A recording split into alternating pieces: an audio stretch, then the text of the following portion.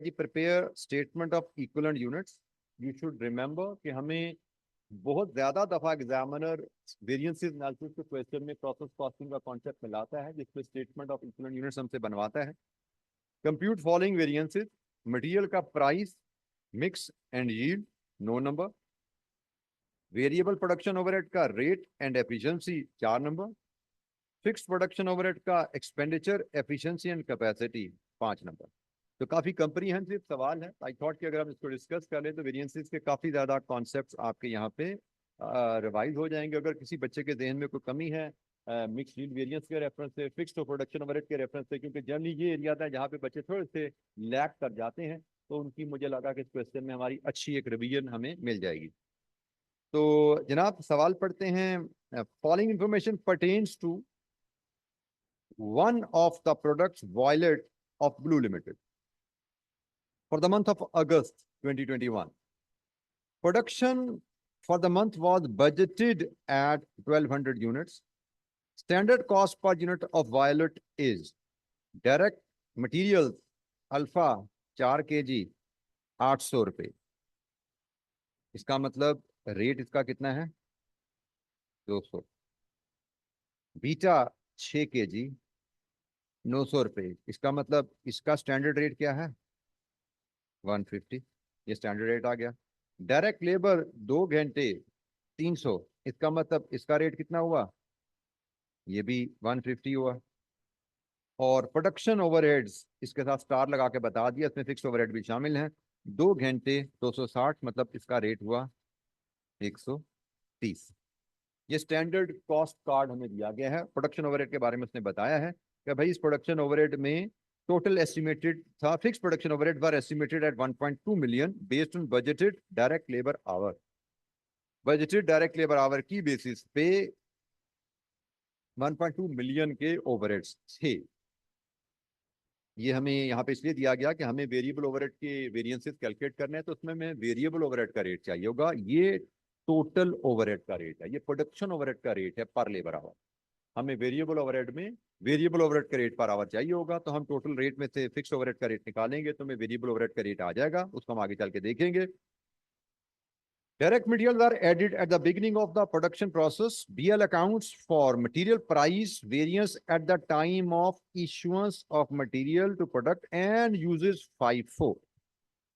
उसने क्लैरिटी आपको दे दी यहाँ पे। उसने कहा प्राइस वेरिएंस आपने कब कैलकुलेट करना है? जब मटेरियल इशू करो। प्राइस वेरिएंस इशू पे कैलकुलेट करने का मतलब क्वांटिटी इशूड, क्वांटिटी यूज पे कैलकुलेट करो। ये जुमला ना भी लिखता, सिर्फ यही लिखना भी काफी कि कंपनी इन्वेंट्री वैल्यूएशन फाइफो पे करती है।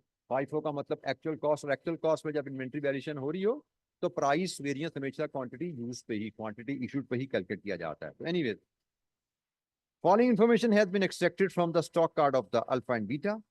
ये अल्फा की कहानी है जी। Opening stock, purchase returns, purchases और इश्यूज, ये उनकी क्वांटिटी और ये रेट। ये बीटा की कहानी है। ओपनिंग स्टॉक में 2 लॉट्स हैं, फिर आपकी परचेजेस हैं, फिर परचेज रिटर्न है, फिर इश्यूज हैं, ये इनके रेट्स आ रहे हैं।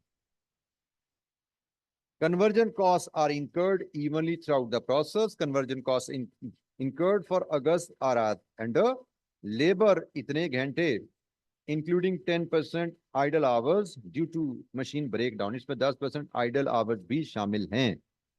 Variable production overheads, fixed production overheads। आगे जनाब, actual sales for the month of August were 12,500। Details of opening closing inventories, finished goods opening closing, work in process opening closing, ये कहानी आ गई।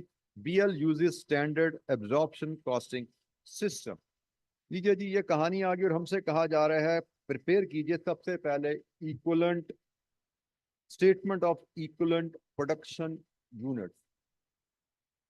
अच्छा जी, equivalent production units process costing के तहत हम बनाते हैं।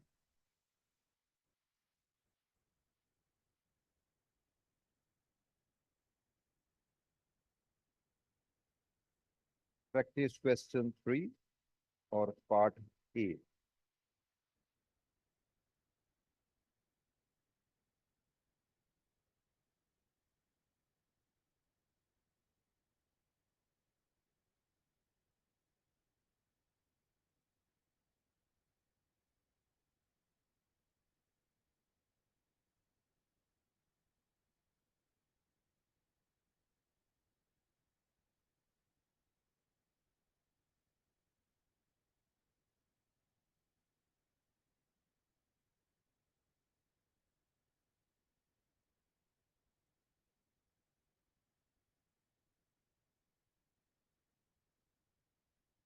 इक्विवेलेंट प्रोडक्शन यूनिट्स का format which you should recall from your learning.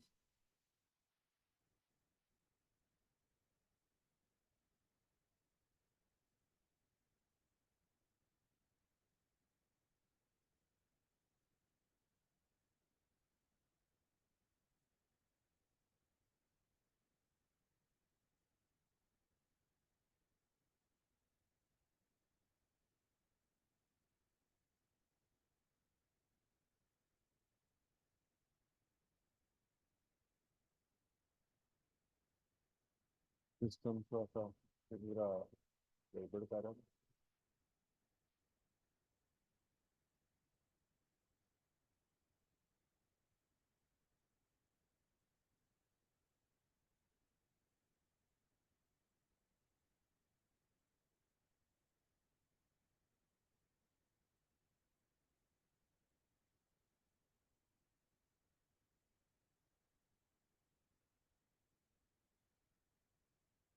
अच्छा जी, इक्विवेलेंट प्रोडक्शन यूनिट्स के लिए आपको पता है कि हम जो कॉलम ड्रॉ करते हैं,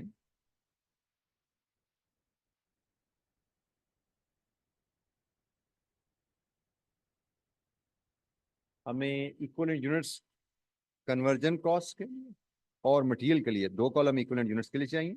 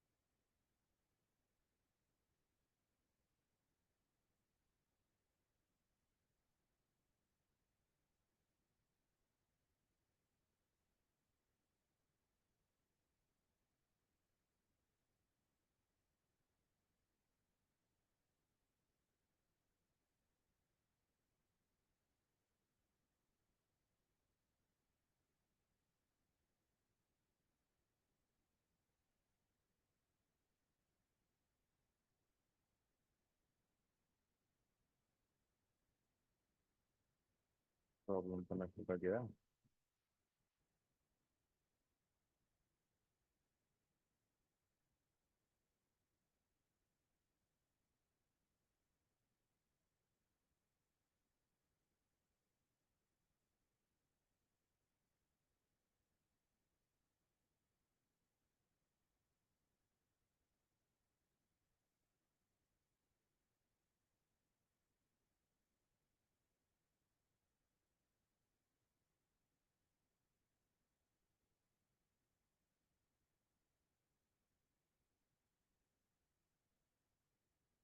अच्छा जी, हमारे पास यहाँ पे हम आउटपुट लेते हैं, इधर हम फुल यूनिट्स लेते हैं, देन हम यहाँ पे परसेंटेज ऑफ कंप्लीशन लेते हैं, देन इक्विवेलेंट यूनिट्स, और फिर इसमें हम material and conversion.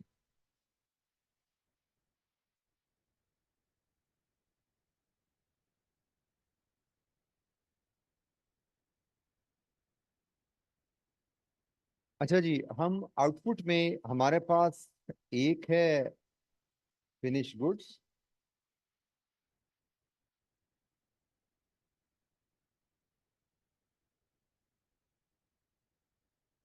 Finish goods जिसके दो हिस्से होते हैं, from opening work in process FIFO के तहत हम चल रहे हैं, और एक करंट प्रोडक्शन। यहाँ पे टोटल आउटपुट आ जाती है। देन हम यहाँ पे फिर क्लोजिंग वर्क इन प्रोसेस भी लेते हैं। यू शुड रिकॉल कि अगर हमारे पास एबनॉर्मल लॉस होता है तो वो भी हमारा आउटपुट का हिस्सा बन जाता है। अच्छा जी, यूनिट प्रोड्यूस्ड, सबसे पहले मुझे चाहिए कि हमने एक्चुअल प्रोडक्शन की कितनी। तो मुझे क्वेश्चन में एक्चुअल प्रोडक्शन तो पता ही नहीं जो मुझे यहाँ पे लिखनी है, लेकिन मुझे opening closing stock of finish good पता है, यूनिट सोल्ड पता है, तो वहां से मैं एक्चुअल प्रोडक्शन बना सकता हूँ। Units sold plus closing stock of finish goods minus opening stock of finish goods, units produce की फिगर मुझे यहां से मिलती है। एम आई राइट? तो बताइए जनाब, कितनी फिगर है यूनिट प्रोड्यूस की? 12,800। 12,800 मैंने यूनिट्स टोटल प्रोड्यूस किए हैं और ओपनिंग वर्क इन प्रोसेस में पड़े हुए थे 1,000 यूनिट्स। इसका मतलब 12,800 में से 1,000 ओपनिंग वर्क इन प्रोसेस में से थे, तो जो 11,800 हैं वो करंट प्रोडक्शन के हैं। सबसे पहले हम फुल यूनिट्स के कॉलम को बनाते हैं और क्लोजिंग वर्क इन प्रोसेस में मेरे पास पड़े हुए हैं जनाब 500 यूनिट्स। ये मेरी आउटपुट और उनके फुल यूनिट्स आ गए। अब परसेंटेज ऑफ कंप्लीशन की बात करें तो यू शुड रिकॉल के फाइफो में हम percentage of completion done in current period लेते हैं। करंट पीरियड में कितना काम हुआ, तो ओपनिंग वर्क इन प्रोसेस पे करंट पीरियड में, और हम ये जनरली मैं जिसका सवाल कराता हूं मैं इन दोनों एलिमेंट के लिए परसेंटेज यहां पे लिख देता हूं। ओपनिंग वर्क इन प्रोसेस पे मटेरियल तो सारे का सारा पिछले पीरियड में डल गया था, करंट पीरियड में मटेरियल पे 0 काम हुआ है और कन्वर्जन पे सिर्फ 40% काम हुआ है, क्योंकि ओपनिंग वर्किंग प्रोसेस 60% तो पहले ही कंप्लीट था।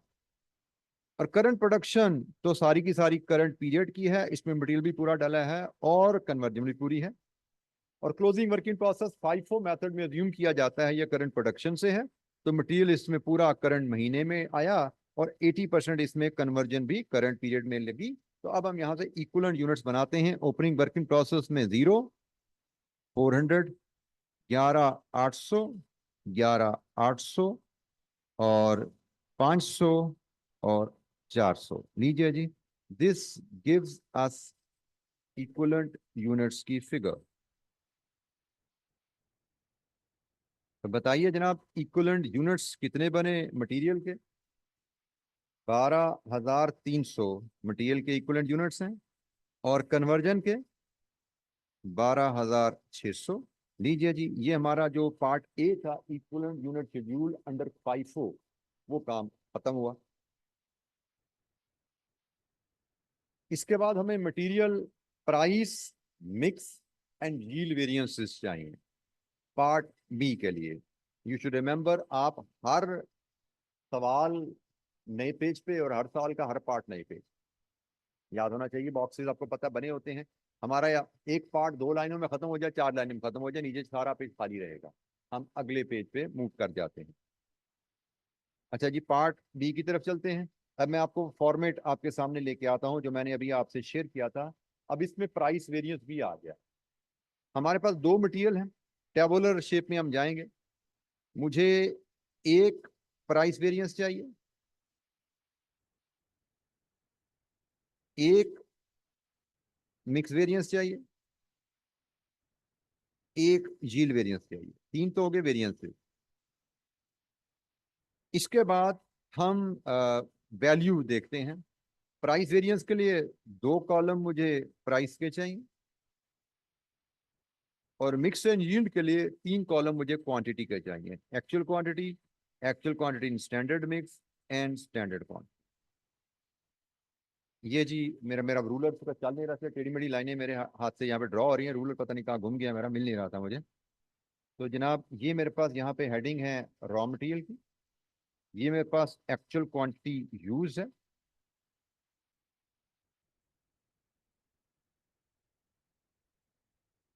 Next column actual quantity used in standard ratio कह लीजिए इसको।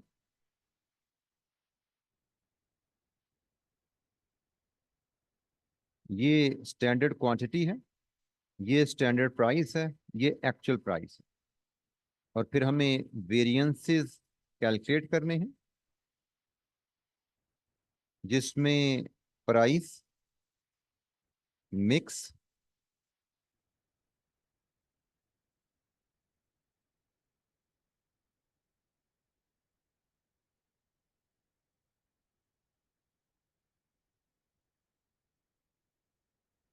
हमें कुछ जवाब दे सकता है, पता नहीं क्या हो गया इस बेचारे को। शायद ये लोड नहीं संभाल पा रहा, जूम के साथ चल नहीं पा रहा, ये दिक्कत कर रहा था।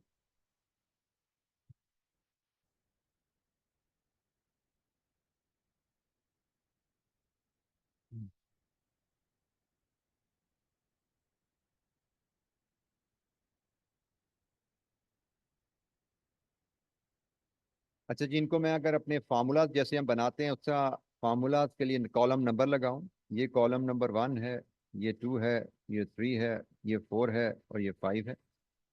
प्राइस वेरिएंस प्राइसेस का डिफरेंस होता है।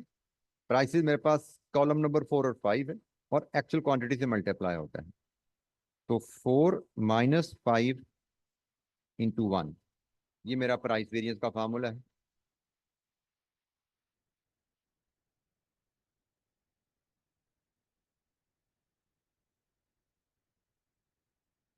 मिक्स वेरिएंस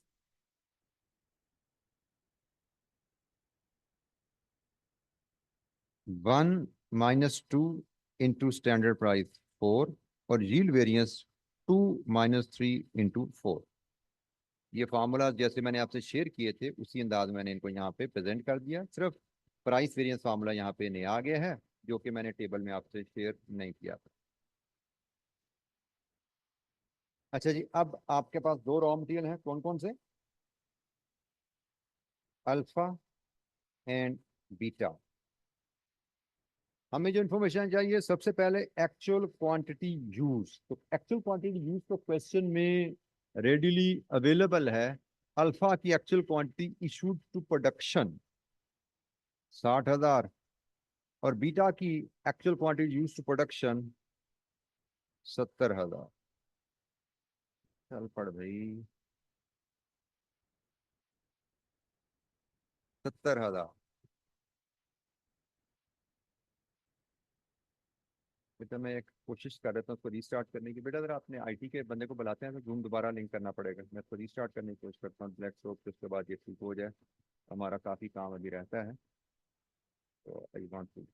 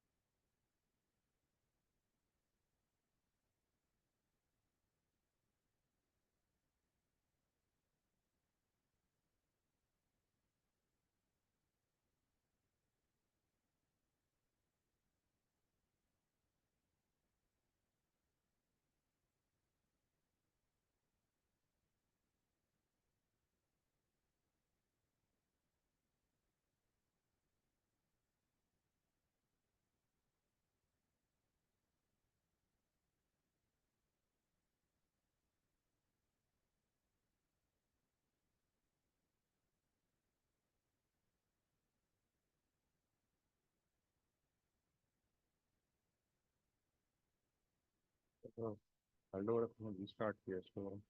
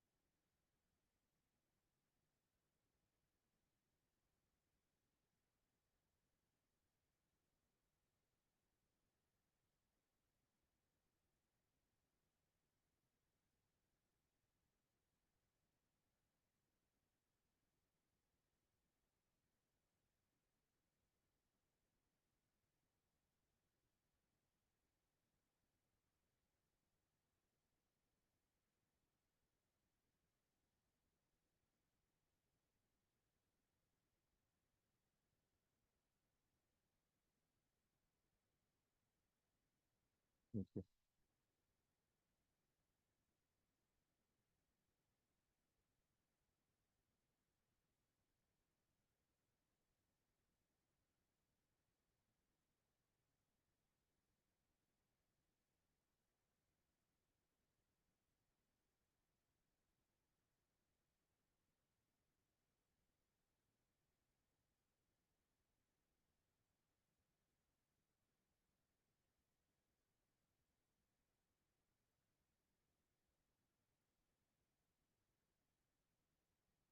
अच्छा जी, आई होप कि अब चीज़ें थोड़ा सा बेहतर अंदाज में चल पाएंगी।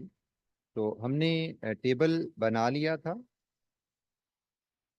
अब इसमें हमने एक्चुअल क्वांटिटी यूज्ड अल्फा की क्वेश्चन में गिवन है 60,000 और बीटा की गिवन है 70,000।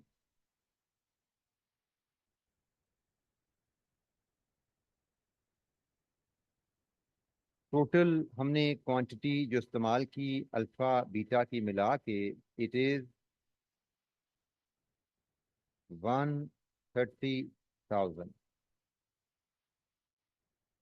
नेक्स्ट कॉलम हमारा होता है जी actual quantity use in standard mix. अगर ये 1,30,000 ही इस्तेमाल करना था तो स्टैंडर्ड रेशो में इस्तेमाल करते। तो स्टैंडर्ड रेशो हमें मिलती है स्टैंडर्ड कॉस्ट कार्ड पे। वर्किंग वन हम अगर बनाएं,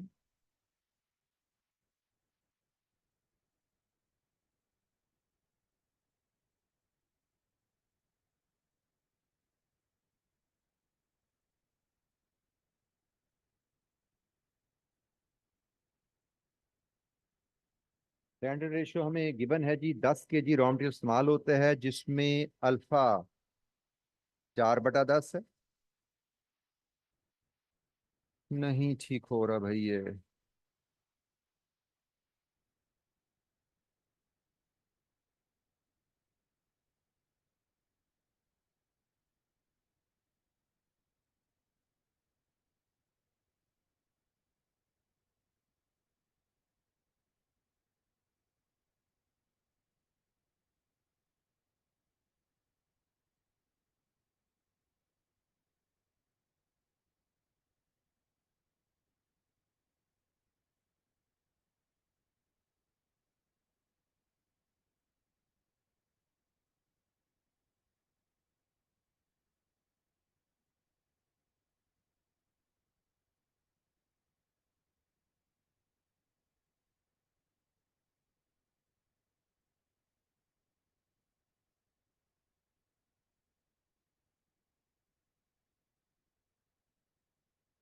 लोड कम करके हम काम करने की कोशिश करते हैं।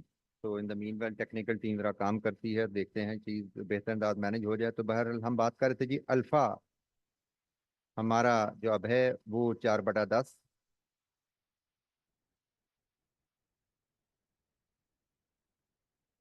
नहीं समझ रहा भाई। आउट ऑफ 130,000 और बीटा जो हमारा है वो 6/10 आउट ऑफ 130,000। तो भाई अल्फा कितनी बनी क्वांटिटी और बीटा कितनी बनी? जी बेटा 80,000, 82,000 ये आपकी बीटा बनी। 52,000 अल्फा बनी। 78,000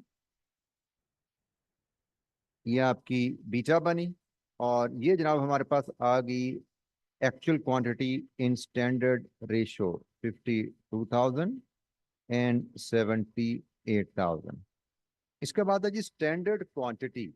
हमें स्टैंडर्ड क्वांटिटी कितनी यूज करनी चाहिए थी? अब यहाँ पे बेटा तवज्जो कीजिएगा, यहाँ पे कनेक्शन बनता है आपका इक्विवेलेंट प्रोडक्शन यूनिट शेड्यूल का और वेरियंस एनालिसिस का क्वेश्चन का।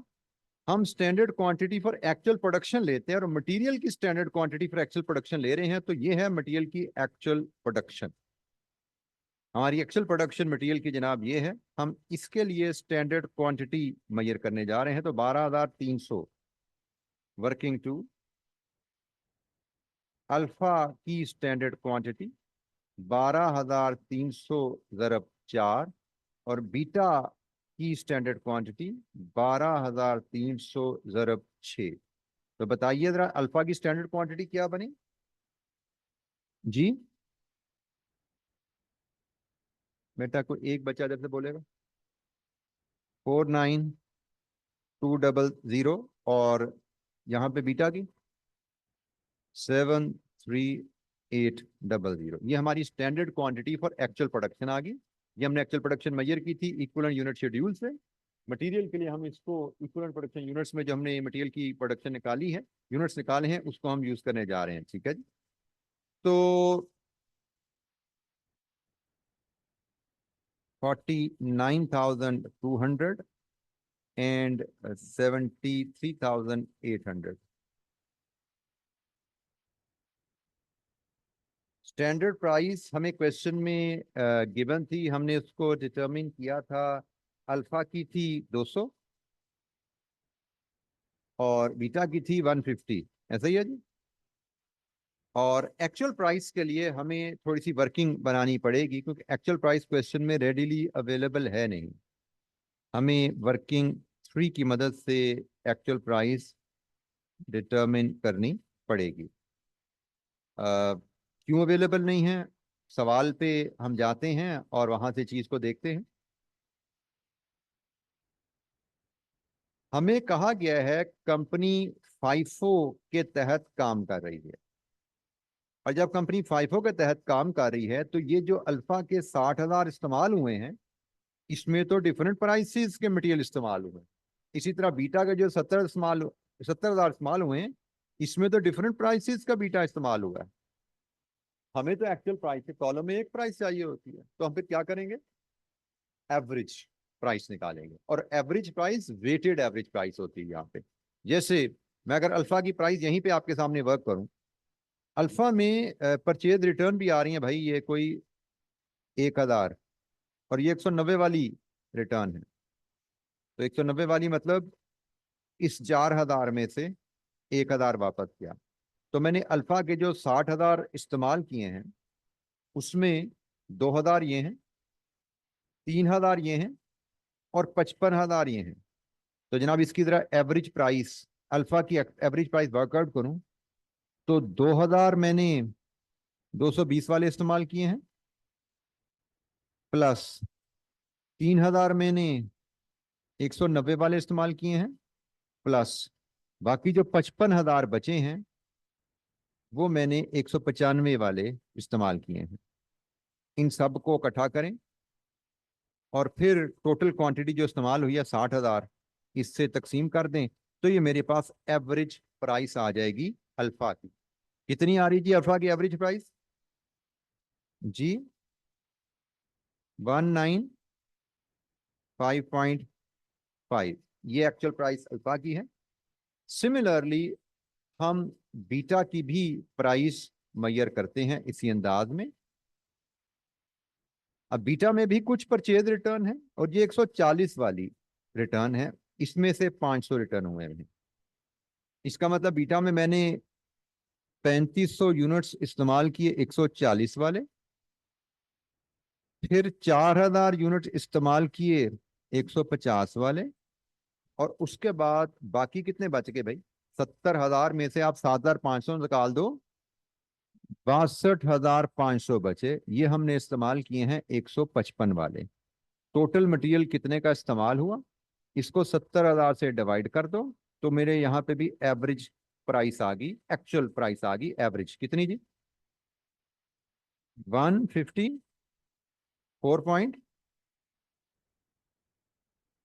153.96, 153.96। लीजिए जी, हमारे पास एक्चुअल प्राइसेस आ गई हैं जो कि अब हमें यूज करनी है अपने सॉल्यूशन में। एक्चुअल प्राइस ये है जी 190, जरा मुझे याद कराइए, 195.5 और ये है 153.9। लीजिए जी, डाटा हमारा पूरा हो गया। अब हम बड़ी आसानी से वेरिएंसेस कैलकुलेट कर सकते हैं। 4 minus 5 into 1, 4 minus 5 into 1, तो 200 minus 195.5 into 60,000, ये है जी, ये तो मिलियन में जा रहा है, काफी ज्यादा है ना। 200 minus 195.5 into 60,000,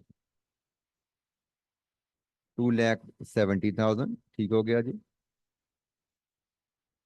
आ, नीचे ऐसी अंदाज में 153.9 minus 150 into 70,000, 273,000।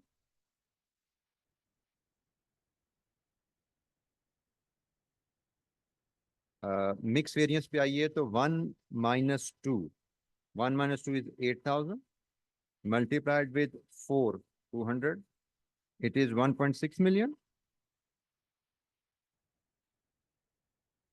1 - 2, 8,000 into 4, 150, 1.2 million.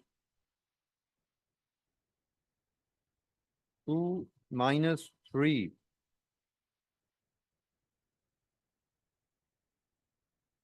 multiplied with 4, 560,000.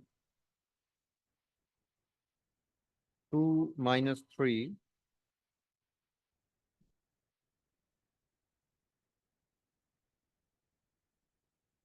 into 4, it is 630,000. Ji values ठीक है जी सारी, कौन सी गलत है? बीटा का प्राइस वेरिएंस गलत है। बीटा का price variance 153.9 minus 150 multiplied with 70,000, ये 153.9 ही है,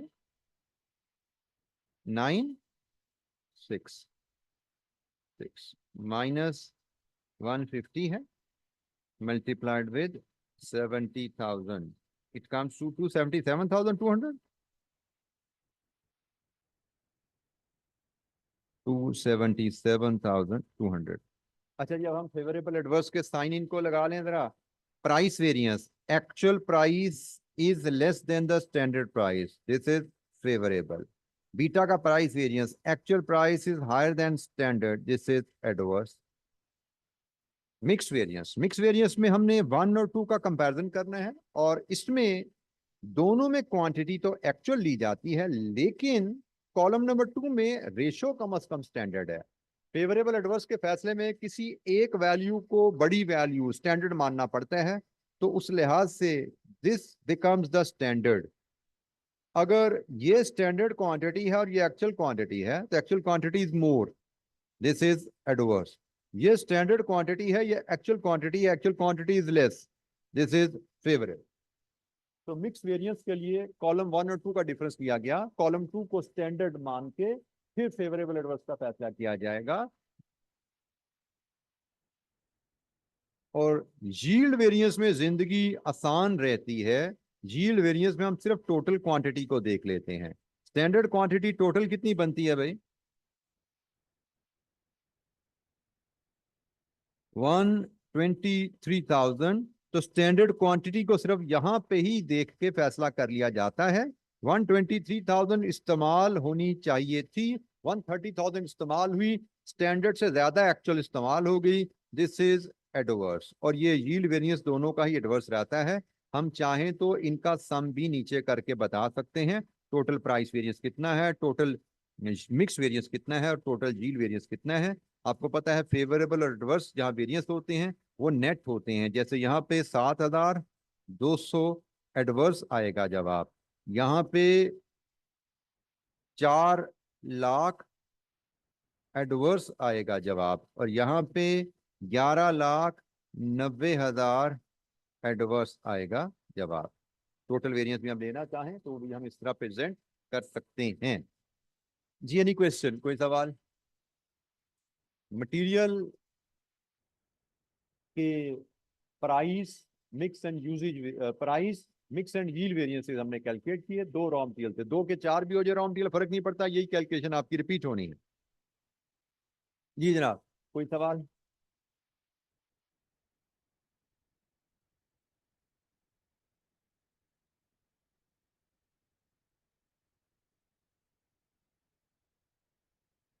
अच्छा जी, इसके बाद पार्ट सी में हमें कहा गया है वेरिएबल ओवरहेड के rate and efficiency. Variable overhead rate variance कह लो, एक्सपेंडिचर कह लो, स्पेंडिंग कह लो, एक ही बात है। वेरिएबल ओवरहेड का रेट वेरिएंस कैलकुलेट करना है। इसका फार्मूला होता है actual variable rate, standard variable rate और एक्चुअल आवर्स, ऐसे ही है। और वेरिएबल ओवरहेड का एफिशिएंसी वेरिएंस कैलकुलेट करना है। इसका फार्मूला होता है एक्चुअल आवर्स और स्टैंडर्ड आवर का difference multiplied with standard variable rate. ये जो डाटा हमारे पास जो हमें एक्सट्रैक्ट करना है वो चाहिए। अब इसमें एक्चुअल वेरिएबल रेट की जब बात करते हैं तो हमें वेरिएबल प्रोडक्शन ओवरहेड्स अवेलेबल है, लेकिन हमें तो रेट पर आवर चाहिए। तो इसके लिए मैं एक वर्किंग वन बनाता हूं और वहां से मैं एक्चुअल वेरिएबल रेट उठा के लाता हूं। एक्चुअल वेरिएबल रेट हमारा रहेगा actual variable overheads divided with actual labour hours, यहां पे ख्याल रखना है वर्क। ये बात मैं आपको बता चुका हूं, इस क्वेश्चन में आइडल आवर का जिक्र आ गया है, तो हमें इस चीज के बारे में मोहतात रहना है। एक्चुअल वेरिएबल ओवरहेड हमारे हैं 2 मिलियन और एक्चुअल आवर्स वर्कड हमारे हैं। अच्छा, यहाँ पे अगर मैं गलती नहीं कर रहा, मेरी यादाश्त ठीक काम कर रही है, तो एग्जामिनर की वर्किंग और मेरी वर्किंग थोड़ी डिफरेंट होने जा रही है। हमें बताया गया है कि भाई टोटल लेबर ने 26,730 घंटे काम किया, जिसमें 10% आइडल। अब जिसमें 10% आइडल है तो भाई 26,730 में 10% आइडल है तो 26,730 में 90% वर्किंग है। सीधी सी कहानी तो ऐसे ही बनती है, लेकिन एग्जामिनर ने इसको ट्रीटमेंट थोड़ी फर्क की है। एग्जामिनर ने ये जुमला उसने डिफरेंटली पढ़ा है। एग्जामिनर ने इस जुमले को कैसे पढ़ा है मैं आपको बताता हूं। ये 10% idle hours including 10% of hours worked idle रहे। हमने टोटल आवर्स का 10% लिया, लेकिन एग्जामिनर ने ट्रीटमेंट में इसके सोल्यूशन में 10% आवर्स वर्क का ले लिया। हालांकि ऐसा कोई वर्डिंग यहाँ पे मिसिंग, ऐसी कोई बात यहाँ पे लिखी नहीं हुई। तो मुझे लगता है कि एग्जामिनर ने जो प्रेजेंट हमें आईकैप में सोल्यूशन किया है, मेरी समझ के मुताबिक वो मुनासिब नहीं है। मुनासिब जैसे हम ट्रीट कर रहे हैं वही है कि भाई उसने कहा 10% आइडल है तो 10% आइडल, इसका सिंपली 10% आइडल होगा, ना कि हम आवर्स वर्कड का 10% ले। हम ये यहाँ पे आवर्स पेड का 10% आइडल ले लिया, तो आवर्स पेड का 10% 90% वर्किंग हो गया। तो जनाब ये क्या रेट बना इसका?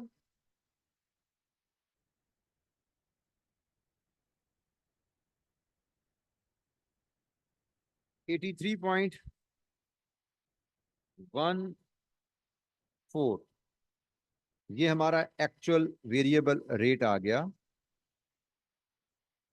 83.14। अब मुझे स्टैंडर्ड वेरिएबल रेट चाहिए, ये भी मेरे पास अवेलेबल नहीं है। एक्चुअल आवर्स वर्क तो मैंने ले लिया, वो तो है 26,730 का 90%। एक्चुअल आवर वर्क मेरे पास है। अब मुझे स्टैंडर्ड वेरिएबल रेट चाहिए, इसके लिए हम वर्किंग टू बनाते हैं। मुझे टोटल ओवरहेड्स पर लेबर आवर पता है, वो जनाब हमारा था 130।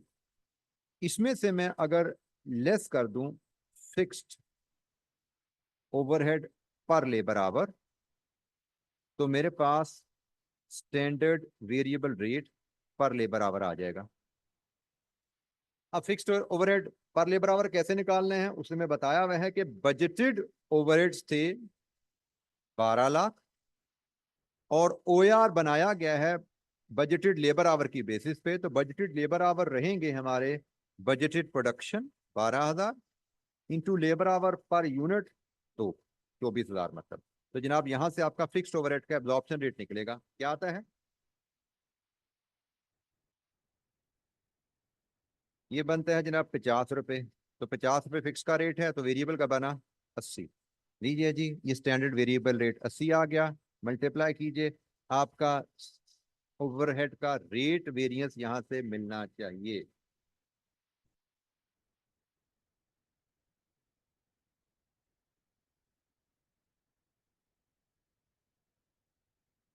Seven 5,539 and this is actual rate ज्यादा है, this is adverse. Efficiency variance, actual hours कितने आ रहे हैं जी हमारे? एक्चुअल आवर्स वर्क लिए जाते हैं 26,730 का 90%, 24057।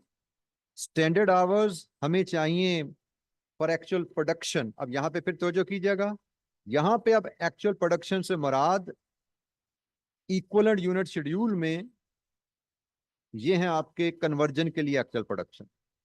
कन्वर्जन की एक्चुअल प्रोडक्शन 12,600 है। So standard hours for actual production into standard rate 80 आ गया। तो बताइए यहां से आपका वेरिएंस।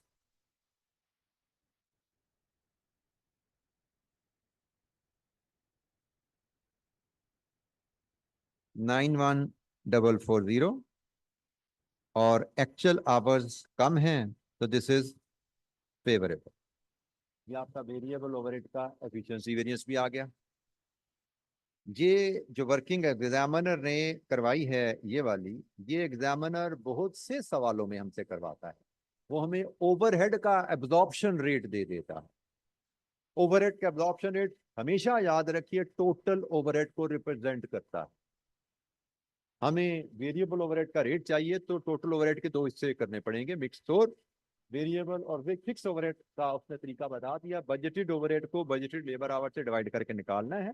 तो ये जनाब हमारी कैलकुलेशन, ये बहुत से सवालों में रिपीटेडली एग्जामिनर ने टेस्ट की है। अच्छा जी, आखिरी पार्ट हमारा रह गया है, पार्ट B3। ये C नहीं था, ये B1 था। दिस वाज B1, ये हमारा B2 है, ये हमारा B2 है। और अब हम B3 पे जाते हैं, जो कि फिक्स्ड ओवरहेड के बारे में है। और B3 फिक्स्ड ओवरहेड के बारे में मैं जैसे वेरिएंसेस कैलकुलेट करवाता हूँ, मैं उसी अंदाज में यहाँ पे प्रेजेंट कर देता हूँ। उसने मैं कहा expenditure efficiency and capacity variance निकालिए। तो एक्सपेंडिचर वेरिएंस के लिए मुझे जो वैल्यू चाहिए वो एक्चुअल फिक्स्ड ओवरहेड चाहिए, और मुझे वैल्यू चाहिए बजटेड फिक्स्ड ओवरहेड्स। फिर मुझे कैपेसिटी वेरिएंस के लिए तीसरी वैल्यू चाहिए होती है actual labour hours into OAR पर लेबर आवर। और मुझे फिर एब्जॉर्ब्ड ओवरहेड चाहिए, जो कि standard labour hours into OAR पर लेबर आवर। ये चार वैल्यूज मेरे पास जब आ जाएंगी तो मेरे तमाम वेरिएंसेस कैलकुलेट हो जाएंगे। एक्चुअल फिक्स्ड ओवरहेड क्वेश्चन में रेडीली अवेलेबल है 1.4 million. Budgeted fixed overhead question में रेडीली अवेलेबल है 1.2 मिलियन। एक्चुअल आवर्स हमने अभी कैलकुलेट किए थे, एक्चुअल आवर्स वर्क लिए जाएंगे 24057। और स्टैंडर्ड रेट भी, ओवरहेड एब्जॉर्प्शन रेट भी हमारे पास है 50। तो ये वैल्यू बन गई 1,202,850। और स्टैंडर्ड आवर्स, ये भी वैल्यू हमने कहीं कैलकुलेट की थी, ये आ रही है जी स्टैंडर्ड आवर्स की वैल्यू 25,200 इंटू स्टैंडर्ड रेट 50। ये ओवरहेड एब्जॉर्ब आ गए। ये आगे जनाब 1260000। ये चार वैल्यूज हमारे पास जब आ जाती हैं तो अब हम बड़ी आसानी से वेरिएंसेस कैलकुलेट करते हैं। जैसे एफ एच का एक्सपेंडिचर वेरिएंस हमारा 1 और 2 का डिफरेंस है, तो 1 और 2 का difference 2 lakh. Favourable adverse sign मैं बाद में लगाता हूं। इसके बाद वॉल्यूम कैपेसिटी वेरिएंस आता है। वॉल्यूम कैपेसिटी वेरिएंस हमारा 2 और 3 का डिफरेंस होता है। कितना बना? 2850। और फिर वॉल्यूम एफिशिएंसी वेरिएंस आता है जो कि 3 और 4 का डिफरेंस होता है। 3 और 4 का डिफरेंस कितना है जी? 57150। ये जी हमारे वेरिएंसेस आ गए हैं। एक्सपेंडिचर वेरिएंस अब जरा तवज्जो से सुन लीजिएगा। Expenditure variance actual overhead budgeted से ज्यादा adverse. Volume capacity variance, volume capacity variance का फैसला आवर्स को देख के किया जाता है। वॉल्यूम कैपेसिटी वेरिएंस का फैसला आवर्स को देख के किया जाता है। ये हमारे बजटेड आवर्स हैं, ये हमारे एक्चुअल आवर्स हैं। एक्चुअल आवर्स हमने बजट से ज्यादा काम किया, तो काम ज्यादा करना इट इज फेवरेबल। और यहाँ पे देखिए ये एक्चुअल आवर्स हैं और ये स्टैंडर्ड आवर्स हैं, तो ये तो एफिशिएंसी वेरिएंस का जो बेसिक क्राइटेरिया है, एक्चुअल आवर्स स्टैंडर्ड आवर्स से कम है, दिस इज फेवरेबल। लीजिए जी, ये हमारे वेरिएंसेस भी फिक्स्ड ओवरहेड के एड्रेस हो गए जी। Any question? किसी बच्चे को दिक्कत इन वेरिएंसेस की कंप्यूटेशन में?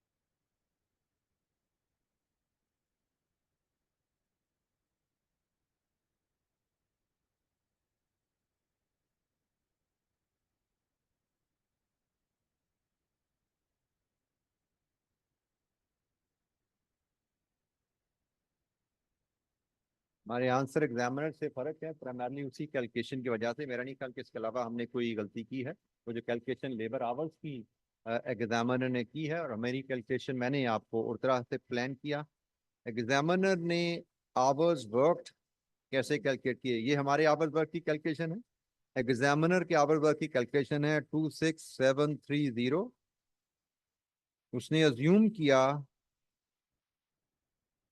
कि जो आइडल आवर हैं वो आवर्स वर्कड का 10% है। इसका मतलब टोटल आवर्स में 100 आवर्स वर्कड हैं और 10 आइडल हैं। इसका मतलब टोटल आवर्स 110 है और आवर्स वर्कड इसमें से 100 है। तो ये फर्क रह गया। यहां से आंसर निकालते हैं तो ये 26730 डिवाइड विद 1.1, ये 24300 आ जाता है आवर्स वर्क। हमने आवर्स वर्क लिया है 24057। एग्जामिनर ने आवर्स वर्क 24300 लेके काम किया है। मेरी समझ के मुताबिक हमारी वर्किंग ज्यादा बेहतर है। मैं ये नहीं कहता एग्जामिनर की वर्किंग बिल्कुल गलत है, लेकिन आप ये कह सकते हैं कि उसमें थोड़ी एक ऐसी जम्पशन ले ली है जिसकी जरूरत नहीं है। उसने अज्यूम कर लिया कि आइडल टाइम जो है वो आवर्स वर्क का 10% है। ये अज्यूम करने की जरूरत नहीं थी। क्वेश्चन वाज रीजनेबली क्लियर कि भाई ये टोटल आवर्स हैं, इसमें 10% आइडल भी शामिल है। 10% ऑफ आवर्स वर्क आइडल है, ये बात नहीं लिखी थी यहाँ पे जी। Any question? अच्छा जी, हमने ओवरहेड के एरिया पे बात की। अभी हमारी कुछ डिस्कशन मजीद रहती है, तो ब्रेक के बाद आते हैं तो उस पर बात करेंगे। हमारे पास सीवीपी पे बात करनी रह गई है, और सीवीपी के रेफरेंस से एंड देन कुछ क्वेश्चन ही हैं। तो सीवीपी पे डिस्कशन ओवरव्यू है, और फिर सीवीपी का क्वेश्चन रिसेंट अटेम्प्ट का, और कुछ मजीद क्वेश्चन रिसेंट अटेम्प्ट के, उनको हम देखेंगे लेकिन 15 मिनट्स ब्रेक के बाद। वी विल मीट एट 12 इंशाल्लाह ताला।